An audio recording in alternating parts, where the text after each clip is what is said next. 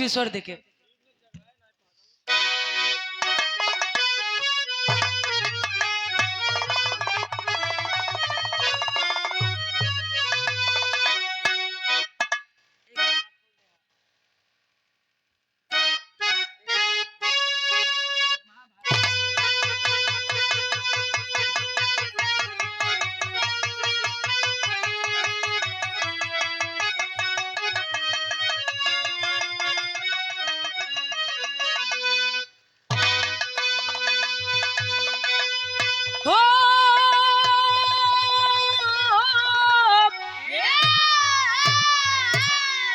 हो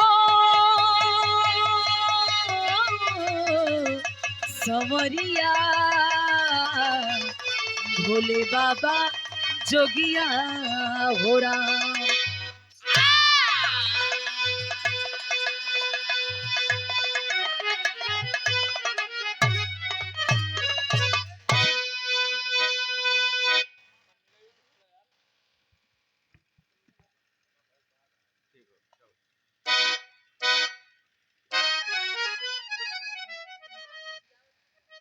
चार लाइन भूमिका में कवि जी बड़ी ऊंची बात लिखलन। वीर रस के भाव होता है गुरु जी समार के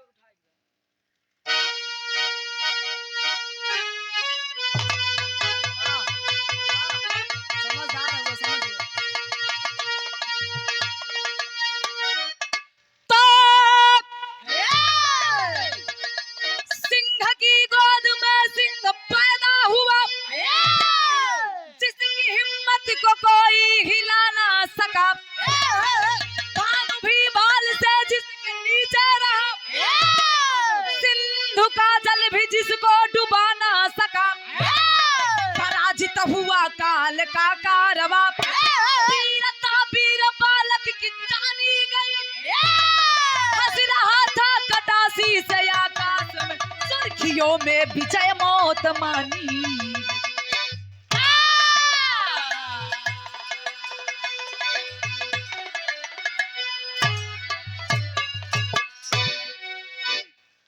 सिंह की गोद में सिंह पैदा हुआ, जिसकी हिम्मत को कोई हिला ना सका, अरे भानु भी भाल से जिसके नीचे हुआ, सिंध का जल भी जिसको डुबा ना सका, पराजित हुआ काल का कारवा, अरे पराजित हुआ काल का कारवा, वीरता वीर बालक की जानी गई, हंस रहा था कटासी से आकाश में, सुर्खियों में विजय मौत मानी गई। ये देखा चार लाइन भूमिका में कवि जी बड़ी ऊंची बात लिखलन वीरन खातिर, लेकिन बिरहा में गुरु जी कव्वाली के टुकड़ा बा।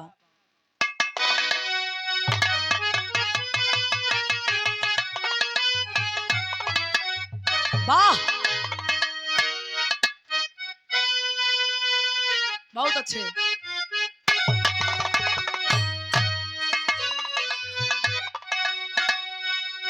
स्वर्गीय रामदेव उस्ताद जेके वीर रस के सम्राट कहल गईल बा, उनकर गजल है मिजाज में जपने जवानी के आलम में गावत रहलन। हम तो देखले नहीं, लेकिन हमारे पापा बतावेलन कैसे कि बिरहा हमके विरासत में मिलल बा।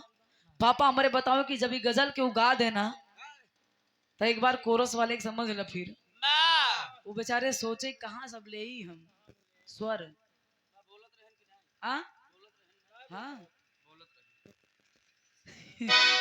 कैसे गावे?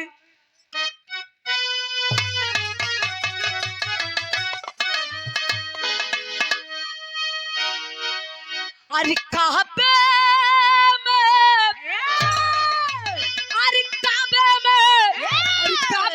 में तेरा जलवा काश में नजारा,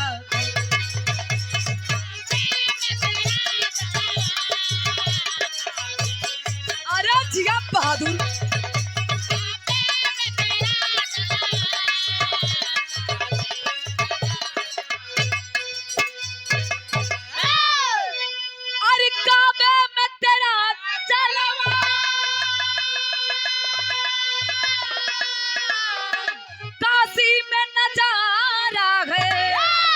हमें ये भी, अरे हम ये भी तो प्यारा है, हमें भी तो प्यारा प्यारा।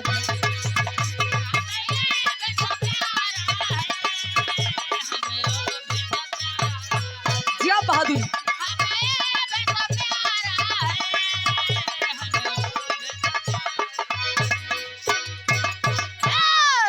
लेकिन हमारे गया गया कवि जी बीरन खातिर एक लाइन लिखलन। का लिखलन गुरुजी?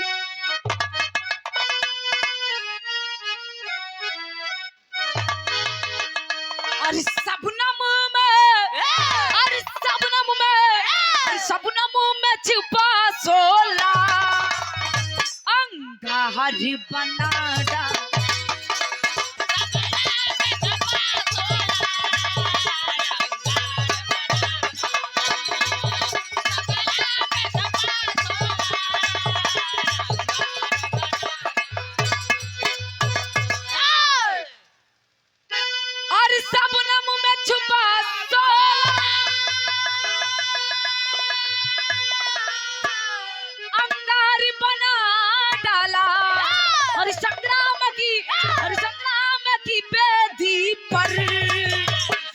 संसार जला डाल।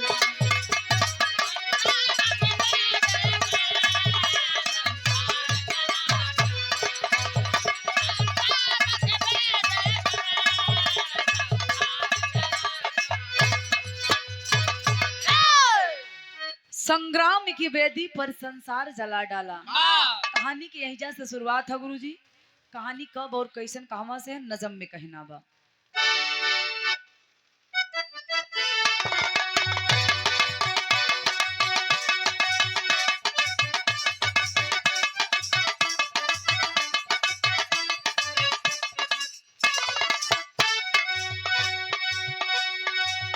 बहुत बहुत धन्यवाद आप सबको भैया एनर्जी लावे खातिर। कि जन्मा के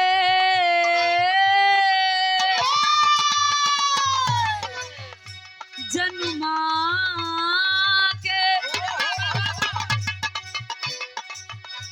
जन्मा के 5 बेटे पांडु गुजर गए।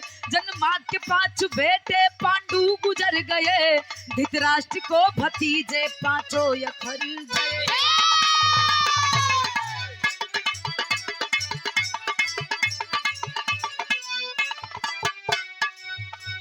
तारीख हुई पावनी, तारीख हुई पावनी कुरुक्षेत्र जंग की। तारीख हुई पावनी कुरुक्षेत्र जंग की। बाजी दंभ शक्ति विकराल रंग की।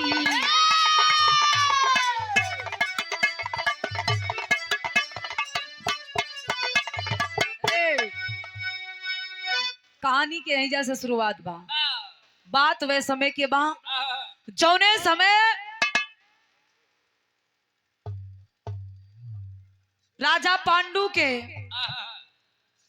मृत्यु भई। राजा पांडु के 2 गो पत्नी जेकर नाम माद्री और कुंती बतावल गई। माद्री राजा पांडु के साथ में सती भइलिन और कुंती माई 5 लड़का के पालन पोषण करके बड़ा कैलिन। जब 5 लड़का बड़ भइलन हे बाबूजी चल दिलन धृतराष्ट्र के दरबार में। उहे धृतराष्ट्र जो न अभी कहानी आप लोग सुनला। धृतराष्ट्र के दरबार में चलन। माई कुंती हथवा जोड़ के विनम्रता पूर्वक निवेदन कैलिन। देखा ई होला संस्कार। आज के दौर हो तो कहिया हमार जमीन हमार हिस्सा बा देबा ना तो लेबा, सीधे से ना देबा तो टेढ़े देबा। लेकिन माई कुंती 5 लड़का के लेके हथवा जोड़ के निवेदन कैलिन कि हमरे हिस्से में जोन भी पड़त हुई भैया दे दा। हमनी के लड़का बड़ हो गई लेकिन रहे के जगह के जरूरत है। लेकिन नहीं बाबू, दुर्योधन धृतराष्ट्र मना कर दिया कि सुइया के नोक बराबर भी जमीन ना मिले। 5 भाई लौटल लोगन भगवान कन्हैया के पता चलल। भगवान कन्हैया बड़ा लीलाधारी, लीलवा दिखा देलन। कहलन हिस्सा सीधा ना मिले तो टेढ़े से लेला। कहलन कैसे? कुरुक्षेत्र के रचना भगवान कन्हैया के आदेशानुसार हो गई। कुरुक्षेत्र की रचना भइल त ए बाबू माई कुंती फिर से चलल बा कहवा? धृतराष्ट्र के पास। क्योंकि धृतराष्ट्र ही कौरव और पांडव के दोनों मुखिया थे। चलल बा माई धृतराष्ट्र के पास। जब धृतराष्ट्र के पास गई तो आखिरकार यहाँ भइल का गुरुजी, बिरहा में एक लाइन तरज बा।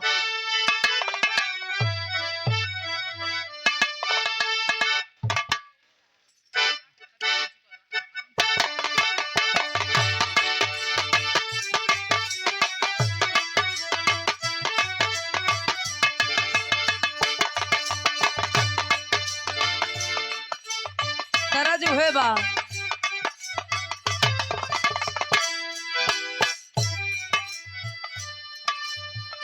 कि तनिका ताकत दे तू,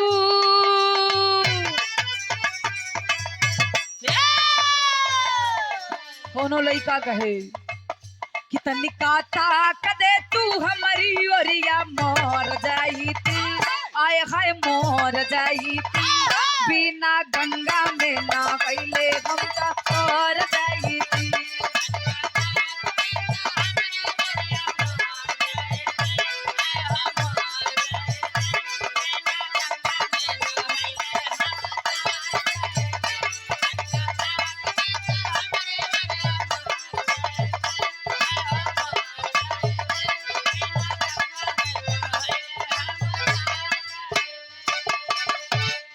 माई कुंती पहुंचल बा ये बाबू। जब पहुंचल तब भेंट कैसी भइल।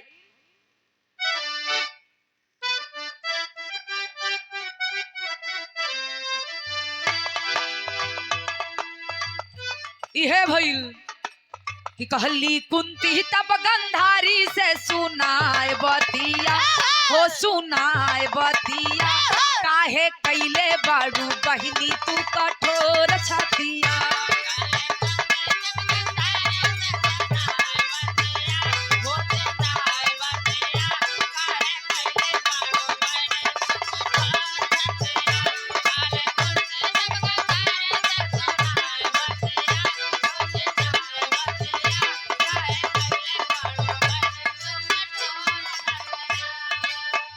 ए बाबू जाके हथवा जोड़ के निवेदन कलस कुंती माई गंधारी से कि काहे खातिर इतना अनर्थ होके देत बालू। आप भी मुखिया हो, अगर आप चाहला तो लड़ाई के केहू लड़े ना देई और लड़ैया रुक जाई। ए बाबू गंधारी मना कर देलस। आज कुंती पहुंचल कहवा बा, धृतराष्ट्र के पास। धृतराष्ट्र से हथवा जोड़ के निवेदन माई करत बा कैसे।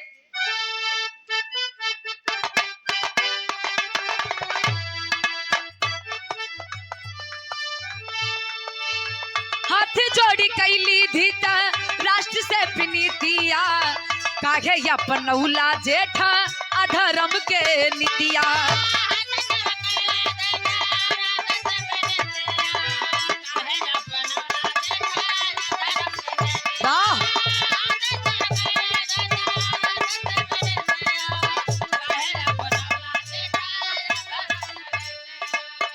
होई जीवन माटी माटी में मिल जाए बतिया, हो मिल जाए बतिया, काहे कैले बाड़ू बहिनी तू कठोर छतिया।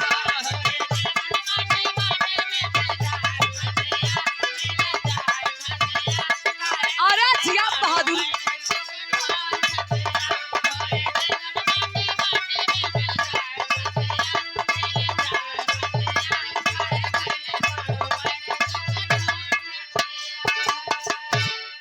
ए बाबू जाके धृतराष्ट्र के पास हथवा जोड़ के जब माई कुंती निवेदन कैलस, विनती कैलस, तो धृतराष्ट्र भी मना कर दिया कि मेरे बस की बात नहीं है।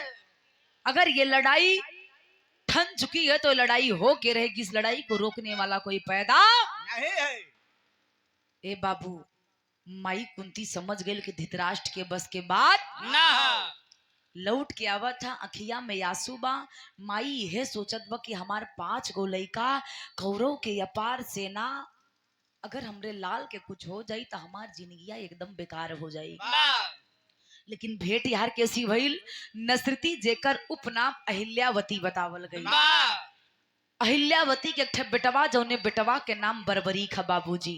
बगीचवा में खेलत बा, माई देखत था। तब तक यार से कुंती गुजरत बाड़ी। नसरती पूछलस कि माई तोरे अखिया में आंसू काहे बा?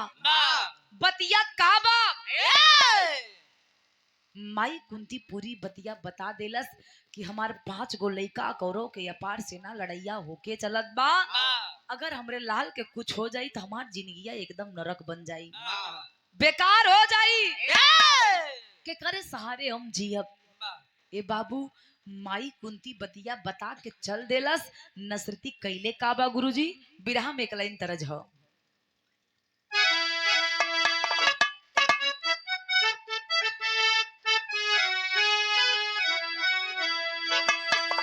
कि कोरी का तरिया सासू और दहिया जमावली।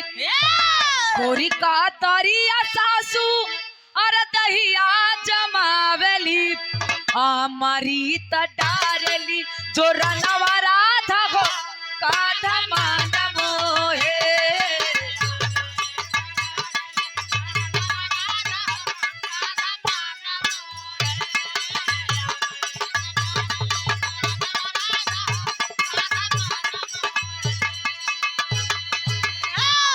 लेकिन ये हर बरबरी के बुला के नसरती कहलस का? कहलस गुरुजी? बेटा बरबरी के अरे मतारी तब बुलावेली। बेटा बरबरी के अरे मतारी तब बुलावेली। बातिया के मानवा ललनवा जल्दी हो दई दा दूधवा के दाम।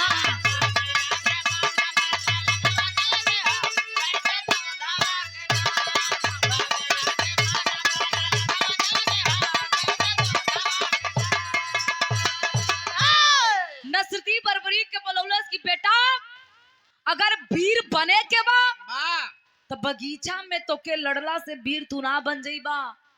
अपने माई के दुधवा के अगर कर्ज अदा करही के बा तो हमार है बतिया सुना। का कहलिन गुरुजी? अरे ठानल महाभारत देखबै तोहरी वीरताइया।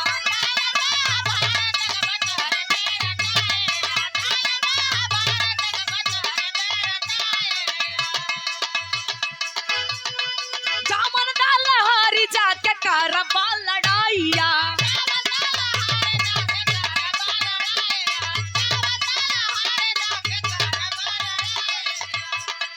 पीठना देखई बाबा लवनवा जल्दी हो दूधवा के दाम।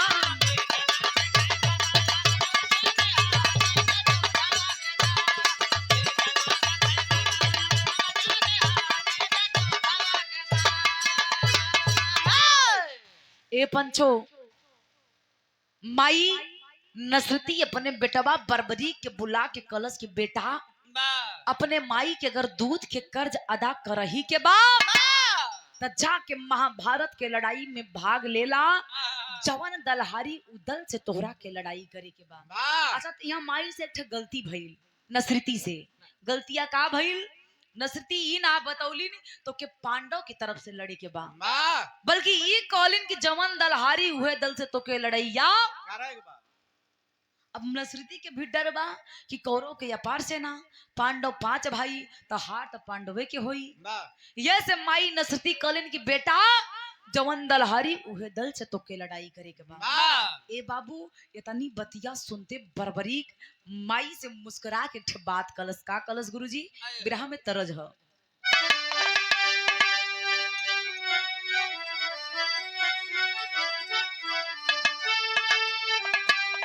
अरे का बाहुरा गइलु ना घेयैया, का बाहुरा गइलु ना।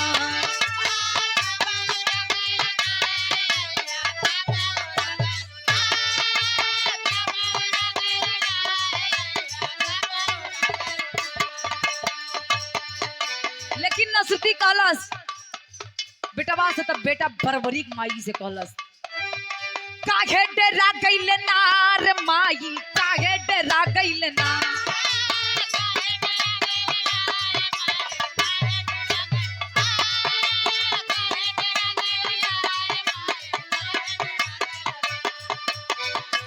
काहे डरा गइल नार माई, काहे डरा गइल ना। हमसे महाकाल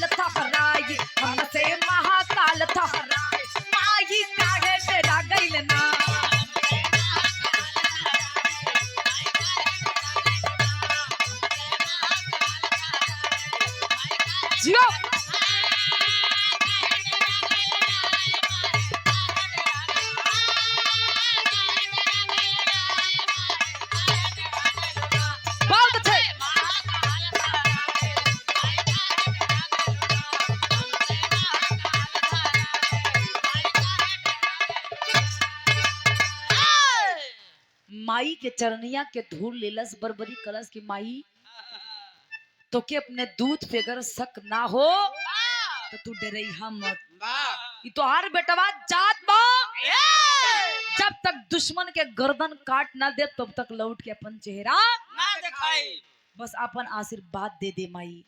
12 से 14 साल के लड़का चलल बबीर, लेकिन यार खबर लगल बा के भगवान कन्हैया के।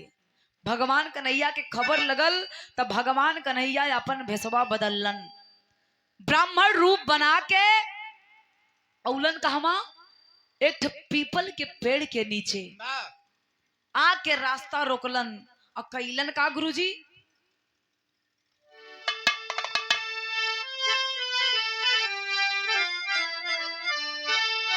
कि लेके चला दुआ पलक करी,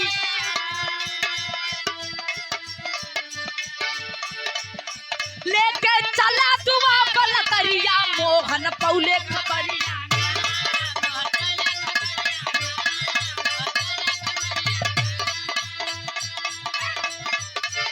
वृद्धा ब्राह्मण के भेसवा बना, वृद्धा ब्राह्मण के भेसवा बना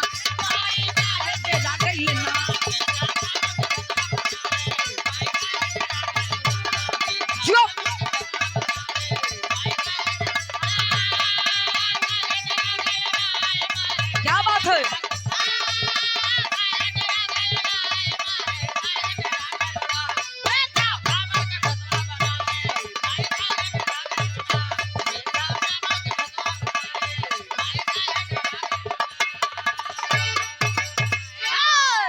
भगवान कन्हैया वृद्ध ब्राह्मण के भेष बना के पीपल के पेड़े के नीचे बरबरी के रास्ता रोकलन और रास्ता रोक के बरबरी से सवाल कैलन।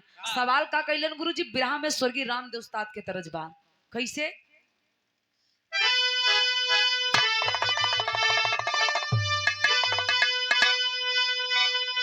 किया बही उमरिया,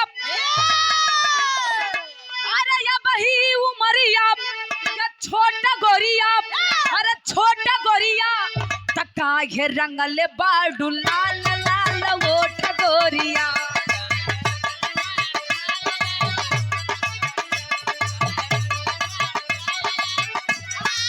यो बहादुर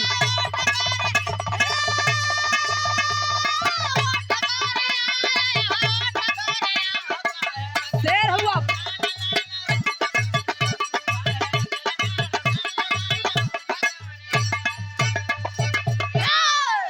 लेकिन भगवान कन्हैया बरबरी से सवाल कैलन का कैलन गुरुजी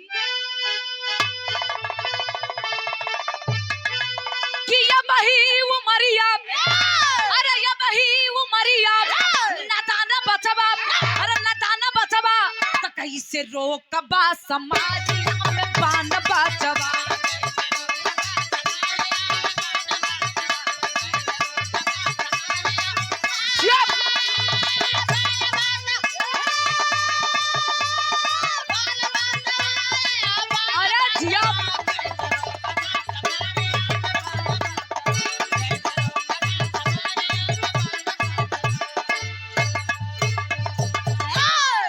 कहलन इतना कम उम्र में कहवा चल देला बरबरी कलश के हमार माई हमरा के भेजले बा जवन दलहरी उदल से जाके लड़ाई करब कुरुक्षेत्र के मैदान में। कन्हैया हंसे लगलन जन ब्राह्मण भेष बनौले हुवन खलन बेटा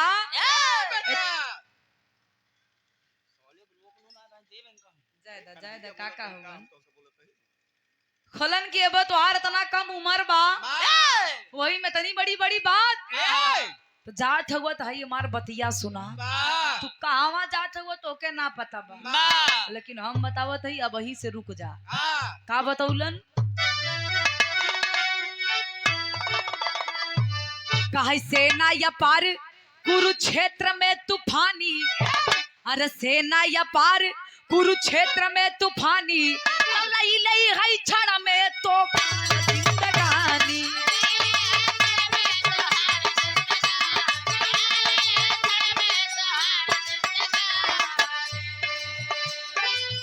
काहे जात बाड़ा, काहे कैसे रोकबा समारिया में पान बाचवा।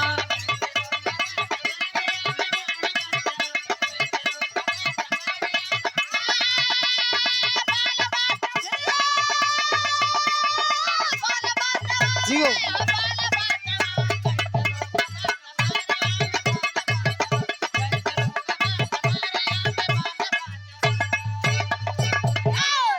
खलन इतना बड़ा बड़ा वीर आइल हुवन, तू हेतत बड़ा हिया ना हुआ। राजा भरम रिपोर्ट देई है बेटवा।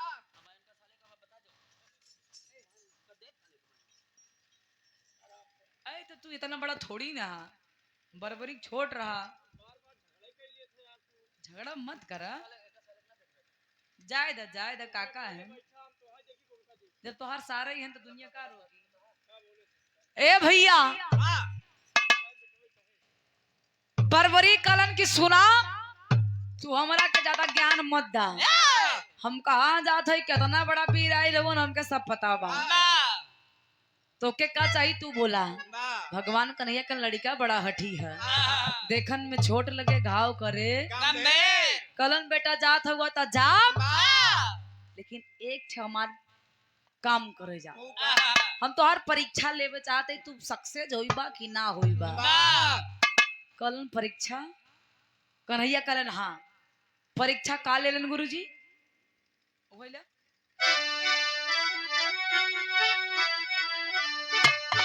कहीं बरजन मनबा तब बात ये गो दे दी। अरे बरजन मनबा तब बात ये गो दे दी। अरे पीपर के पाती के तिरिया से छेदा।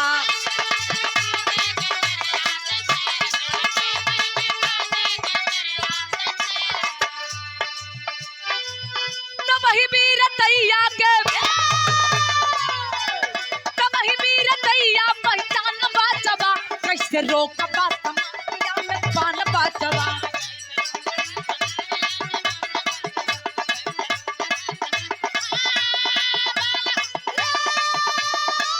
बहादुर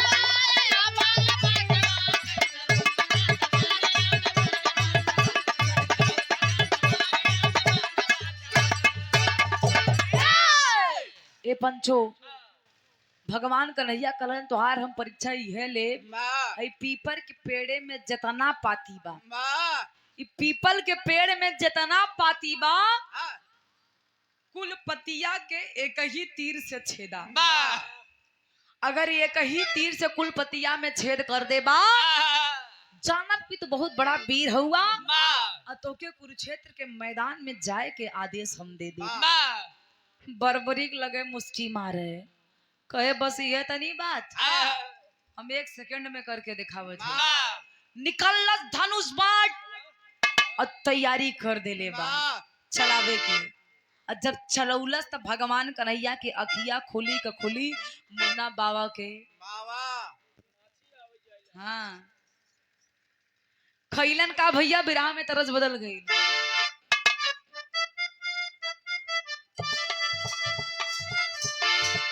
कोनो लड़की कहलस कि हम गमनवा नहीं जा,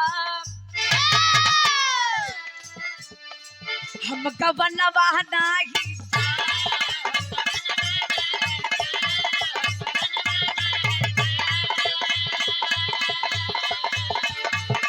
पीछे पड़ल यही बेईमानवा, पीछे पड़ल यही बेईमानवा, गमनवा नहीं जा।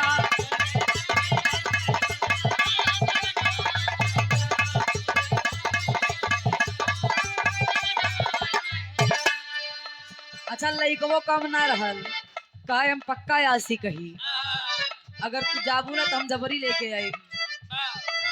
कहे हम गवनवा लइके जा,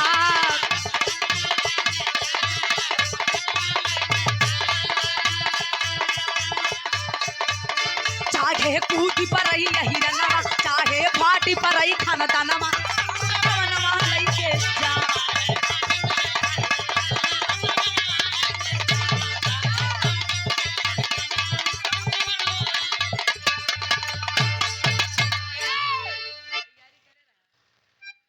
ए भैया आखिरकार बरबरी निकलने बा धनुष बाण और तैयारी कर दिलस, कैलस का तब ललनमा बाकाना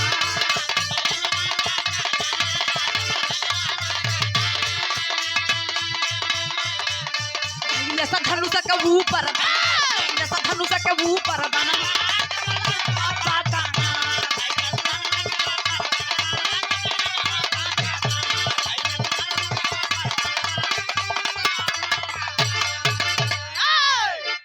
ए भैया छलावल बा कैसे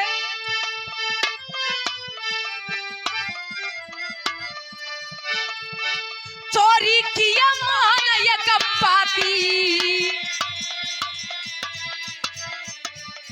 चोरी किया मोहन एक पाती छे दलब नहु के खाती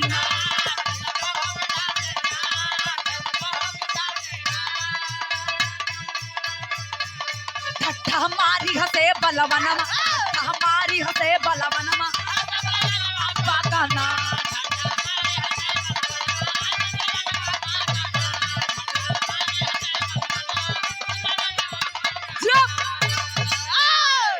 ए भैया बाढ़ चलौले बा पीपल के पेड़ में जतना पाती रहल कुल पतिया में एक ही तीर से छेद हो गई। अब भगवान कन्हैया एक खिलवाड़ कैलन वही पेड़वा मर से एक पाती तोड़ के अपने एड़िया के नीचे छुपा लेलन।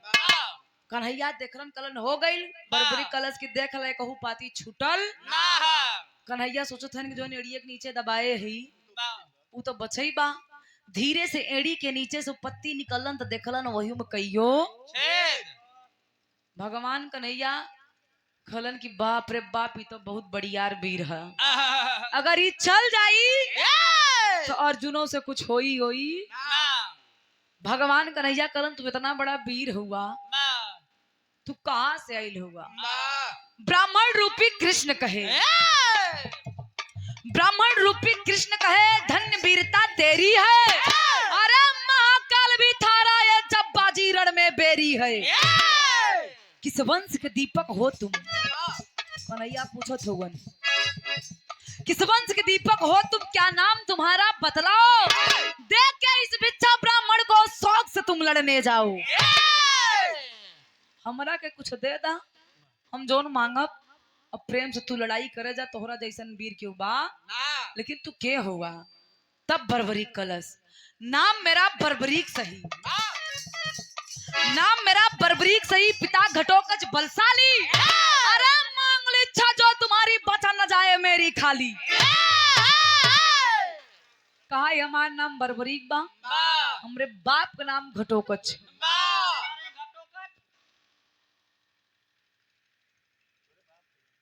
हमरे बाप के कहलस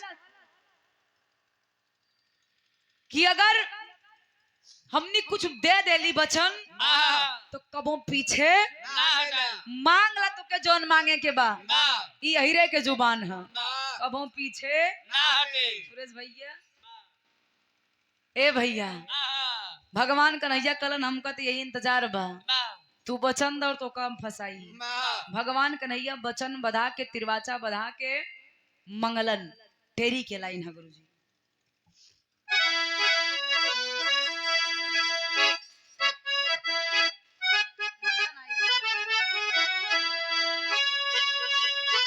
जिया जिया बहादुर छोड़ा भी निकल बिरताई जे करी धोखे में फंसी अरे बिरताई जे करी धोखे में फंसी तो जंग की बलि बेदी पर मांगई दान कन्हाई अरे कन्हाई अरे कन्हाई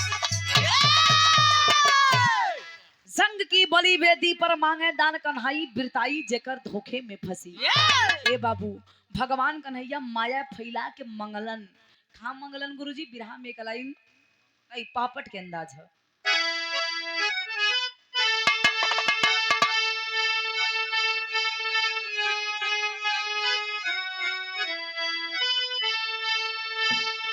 अरे बचन बधा के करबहु ले करार मोहन बलदाई अरे बचन बधा के करबहु ले करार मोहन बलदाई दान में सिरवम मोहन बलदाई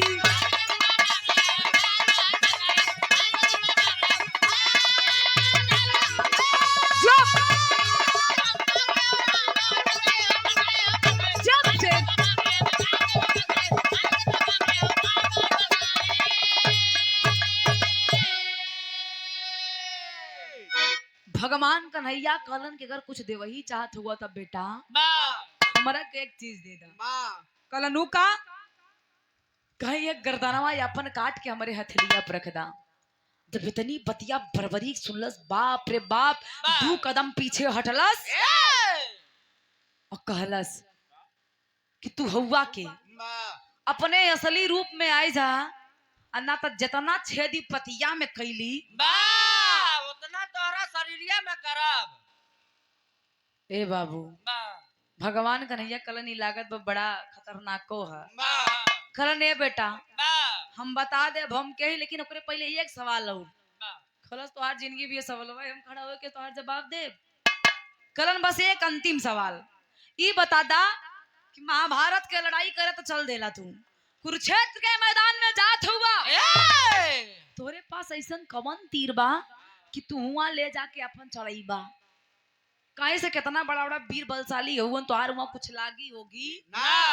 बरबरी कलश की चाह ले ते खड़े खड़े 1 सेकंड में पूरा महाभारत के लड़ाई खत्म कर दे। खलन इतना बड़ा कॉन्फिडेंस। कलश और ना कहा, बरबरी से पूछलन कन्हैया कैसे? कलश हमरे पास 3 ही तीर बा, मात्र 3 बाण में पूरी महाभारत के कहानी खत्म कर दी। कलन पहले हमको दिखाई न दा तू। कलश देखे चाहत हुआ? कलन हाँ। पहला बाण बरबरी चलौला से पंचो महाभारत के मैदान में, कुरुक्षेत्र के मैदान में जितना वीर के रथ रहल, रथ के ऊपर जोन पताका फहरत रहल, कुल पताकवे कट के धरतिया पे गिर गए। पताका के मतलब होला नकिए कटा गए। राजा महाराजा के मान सम्मान। कलश की पहला तो मान सम्मान तोड़ली, अब दूसरका चलावे चलत बानी। जब दूसरका चलौलस तो जितना वीर महाभारत के लड़ाई में, कुरुक्षेत्र के मैदान में जाते जे गइल रहलन, जे ना गइल रहलन, सब के निशान लगा के आ गइल केकर कौनी जगह तीर लगला से मृत्यु हुई। भगवान कन्हैया कहलन कि बेटा हो सके तक के का पता हम हो जाई, तो ई बतावा हमारे निशानमा कहाँ लगा? बरबरी कलश की उठावा अपन पैर और देखा तोरो निशान लगल हुई। भगवान कन्हैया उठा के देखलन पैरवा में निशान लगल बा। ए बाबू जय जिन बोला का बोलबा। भगवान कन्हैया कलन की तीसरा बाण का करी चलैया मत बता दी है। कलन तीसरका बाण चलावे चलत हई, अगर चला दे जहां निशान लगल है वही जाके तीसरका बड़वई घुस जाए, कहानियां खत्म हो जाए। भगवान कन्हैया कलन तू बहुत बड़ा वीर हुआ, हम जान गेली। कहे जानबे ना कर, अब अपने असली रूप में आवा ना तो तोहरो कहानियां हम खत्मे कर दे। भगवान कन्हैया असली रूप में जब औलन तब बरबरी हथवा जोड़ के कहलस कि प्रभु आप तो कुरुक्षेत्र के रचना कैला और हमरे साथे छल काहे कैला? बरबरी हाथ जोड़ के कहलस का कहलस गुरुजी? बिरहा में आल्हा के लाइन बा।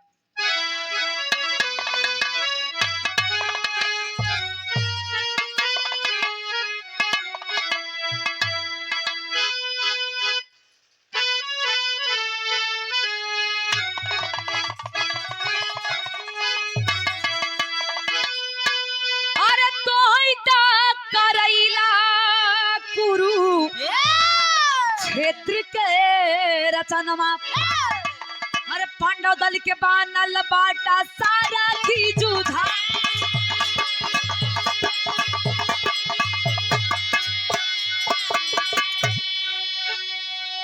अधर्म के नीतिया बनई बरगिया,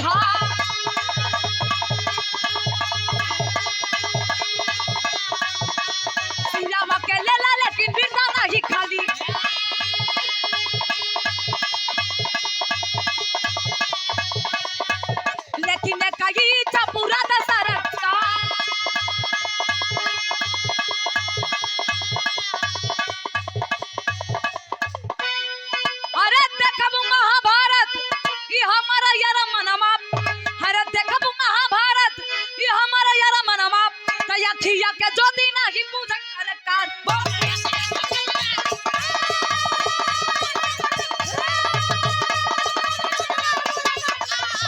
जिया शेर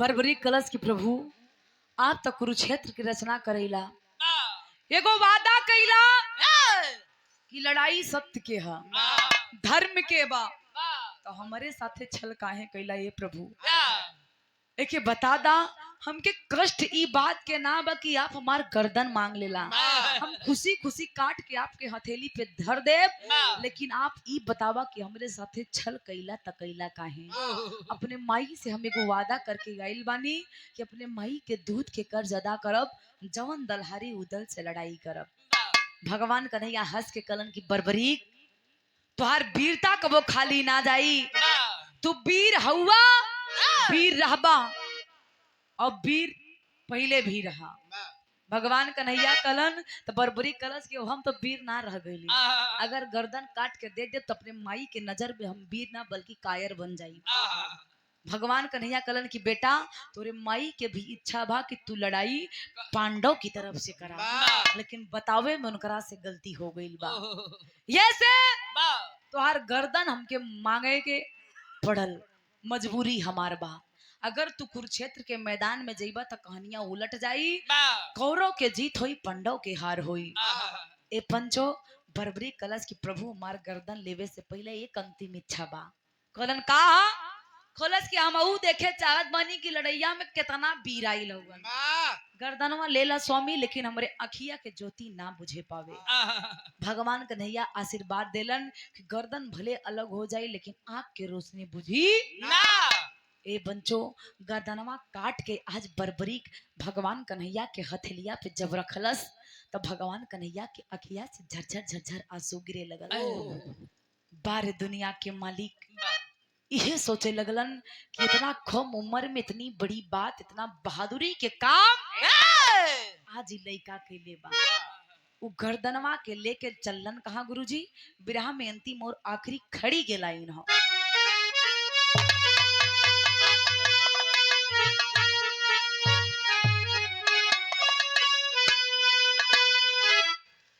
अरे काट के अपने हाथ से थमावे सिरवा तलई के चलले मोहन सनिया बहता नीरा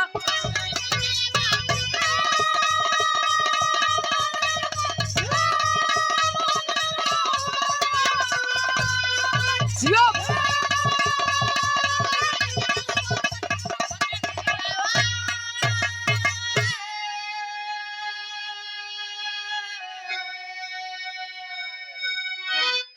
जीत गए हैं जंग पांडव नाज का बादल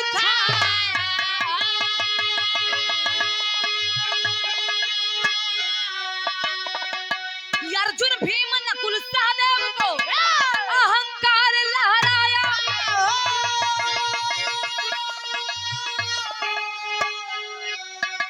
छलकत बा पौरुष के पनिया बहावत नीरा ए बाबू भगवान कन्हैया उ गर्दन के लेके जाके सुमेर नामक पर्वत पे रखलन जौने पर्वत से पूरी महाभारत के लड़ाई दिखात रहे आखिरकार पांडवन के जीत भइल कौरव के हार भइल ए भैया जब पांडवन के जीत भइल तो पांचों भाई के अंदर घमंड आ गई उ घमंडवा के तोड़े खातिर भगवान कन्हैया पांचों भाई के लेके चलन वहीं सुमेर पर्वत पे जौने पर्वत पे बर्बरी के कटल सिर रखल रहे जाके सवाल कर दिए ये बर्बरी तुम्हारा या कटा सिर पूरी महाभारत की लड़ाई को देखा है तो ये बताओ कि पांचों में से सबसे बड़ा वीर है कौन बर्बरी हंसे लगल कलश की प्रभु हमार अखिया के रोशनी बुझल तना हम देखले बानी लेकिन ये पांचों के बारे में का बताई हमरा कुछ समझ में ना आवता कन्हैया कलर नाच बतवही के पड़ी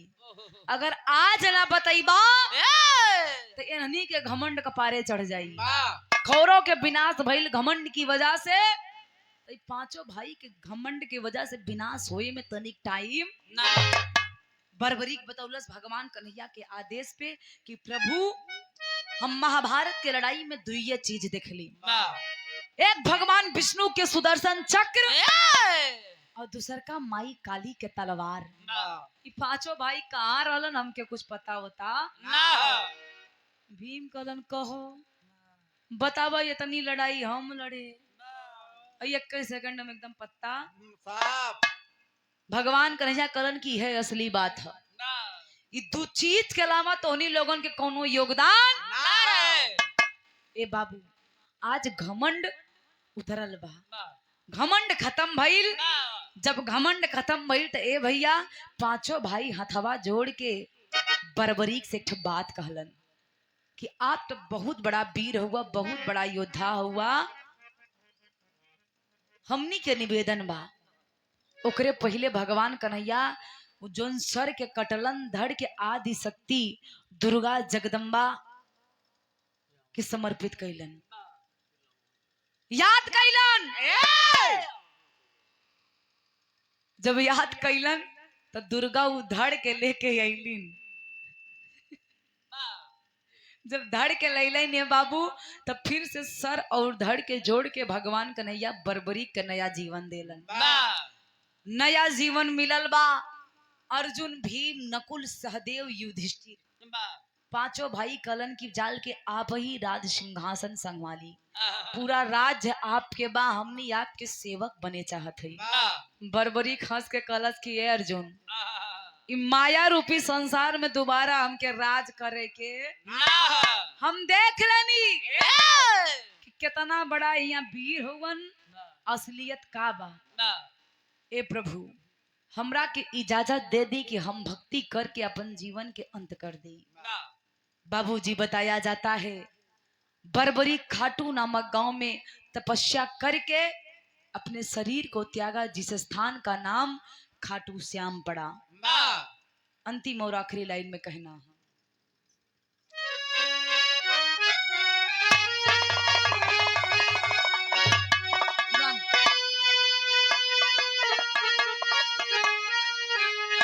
टमाटी हो गईली चवनिया बहवत नीरावा।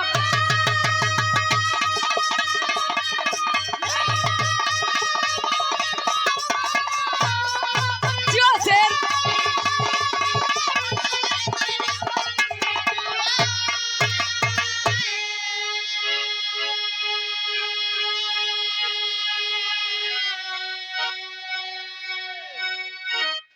ए भैया आखिरकार बिरहा के शीर्षक रहल बर्बरी के कटल सिर और पांचों भाई के घमंड। बा यही से हम कहिला कि घमंड दुनिया में कभो ना करे के चाहिए। घमंड ही भगवान के आहार बतावल गईल बा। बिरहा में अंतिम और आखिरी लाइन में कहना बा गुरुजी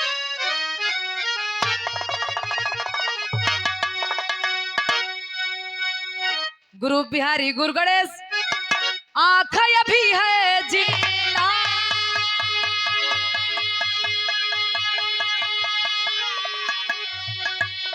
अरे स्वर्ग में से चंद्रिका कवि प्यारे लाल की गीत चुन